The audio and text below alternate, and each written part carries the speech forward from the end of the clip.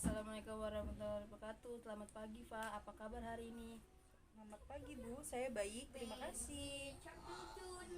Saya senang mendengar kamu baik-baik saja. Silakan duduk. Mari kita mulai sesi konseling kita pada hari ini. Apakah ini pertama kali kamu mengikuti sesi konseling? Ya betul Bu, ini adalah pertama kali saya mengikuti konseling. Baik, tidak perlu khawatir. Kita akan melakukan konseling dengan santai, sehingga kamu bisa merasa nyaman untuk bercerita. Tujuan dari konseling ini membantu kamu menemukan solusi untuk masalah yang sedang kamu hadapi.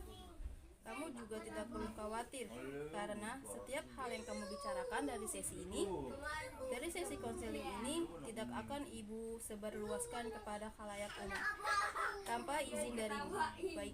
Baik, bagaimana Pak? Apakah kamu sudah siap untuk bercerita dan menyampaikan segala hal yang mengganggu pemikiranmu akhir-akhir ini? Baik Bu, saya sudah siap. Jadi, apa yang ingin kamu bicarakan atau apa yang sedang kamu pikirkan akhir-akhir ini? Sebenarnya saya merasa sedikit stres dengan tugas sekolah yang menumpuk Bu. Saya jadi merasa tertekan dan bingung harus mulai semuanya dari mana. Baik, bisa kamu ceritakan terlebih dahulu secara detail tentang tugas-tugas yang sedang kamu hadapi dan apa yang membuat kamu merasa stres? Ada beberapa proyek besar sebenarnya Bu yang harus diselesaikan dalam waktu yang hampir bersamaan.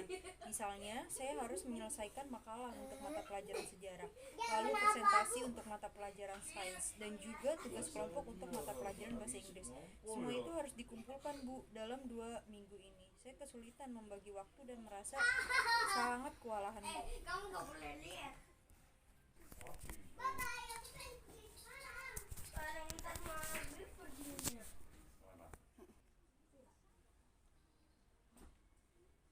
Baik, dari yang kamu setelah memahami situasi yang sedang kamu alami, saya bisa mengerti kenapa kamu merasa kewalahan. Punya tugas yang banyak dengan deadline yang berdekatan memang bisa membuat stres. Lalu, biasanya bagaimana cara kamu untuk mengatur waktu dan tugas-tugas kamu? Biasanya saya membuat daftar tugas Bu, tapi akhir-akhir ini daftar itu semakin panjang dan saya bingung harus mulai dari mana. Saya juga merasa cepat lelah dan sulit banget untuk fokus karena terlalu banyak nih pekerjaan yang harus saya kerjakan. Benar sekali. Oh, baik. Dari yang kamu ceritakan, sepertinya kamu mengalami kesulitan dalam mengatur waktu dan prioritas tugas-tugas kamu ya. Apa nih? Bersih apa kotor nih? Selain itu, kelelahan dan kurang fokus juga menjadi tantangan. Benar begitu? Iya benar sekali Bu, saya merasa semua tugas itu penting dan saya takut kalau tidak bisa menyelesaikannya dengan baik. Saya juga sering bergadang untuk mencoba menyelesaikan semuanya, tapi itu membuat saya semakin lelah.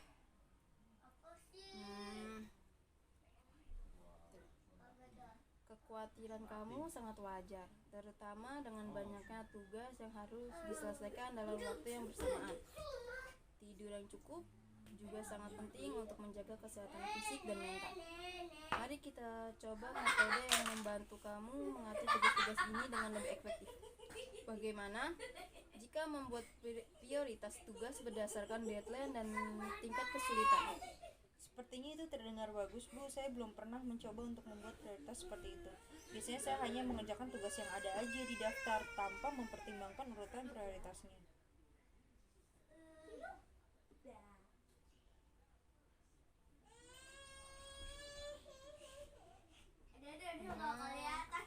Baik, sekarang mari kita mulai dengan menuliskan semua tugas yang harus kamu selesaikan. Setelah itu, kita bisa memberi nilai pada setiap tugas berdasarkan deadline dan tingkat kesulitannya. Apakah kamu siap untuk mencoba hal tersebut sekarang? Iya siap Bu. Bagus.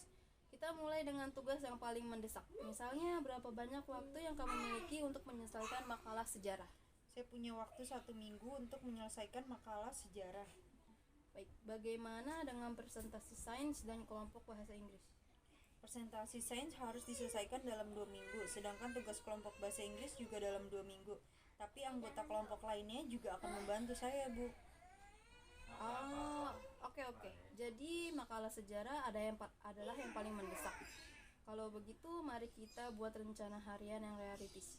Kita akan membagi tugas besar menjadi bagian-bagian yang lebih kecil dan menentukan kapan kamu akan mengerjakan masing-masing bagian tersebut. Ini bisa membantu kamu merasa lebih teratur dan mengurangi stres. Itu terdengar bagus, Bu. Saya akan mencoba membuat rencana harian seperti yang Ibu sarankan. Baik, mari kita buat jadwal bersama. Kita mulai dengan hari ini dan minggu depan. Kita akan temukan waktu untuk mengerjakan makalah sejarah, presentasi sains, dan tugas kelompok bahasa Inggris. Jangan lupa untuk menyisihkan waktu istirahat agar kamu tidak terlalu lelah. Baik, Bu. Saya akan menuliskannya sekarang. Baik, bagaimana perasaan kamu setelah melakukan penjadwalan dalam prioritas ini? Saya merasa lebih lega dan memiliki pandangan yang lebih jelas tentang apa yang harus saya kerjakan terlebih dahulu, Bu. Jadwal ini membuat saya merasa lebih teratur dan saya merasa beban saya sedikit berkurang. Saya senang mendengarnya. Ingatlah untuk selalu mengevaluasi dan menyesuaikan jadwal kamu jika diperlukan. Ini adalah proses yang terus berjalan. Jadi, jangan ragu untuk mengubah rencana jika ada hal yang mendesak atau berubah. Iya, Bu, saya akan mencoba untuk mengevaluasi dan menyesuaikan jadwal saya. Terima kasih banyak atas bantuan dan sarannya. Sama-sama, Pak. Semoga kamu bisa mengatasi tugas-tugas kamu dengan lebih baik lagi mulai sekarang. Jika membutuhkan bantuan lebih lanjut, jangan ragu untuk datang lagi. Apakah ada hal lain ingin dibicarakan sebelum kita akhiri sesi hari ini?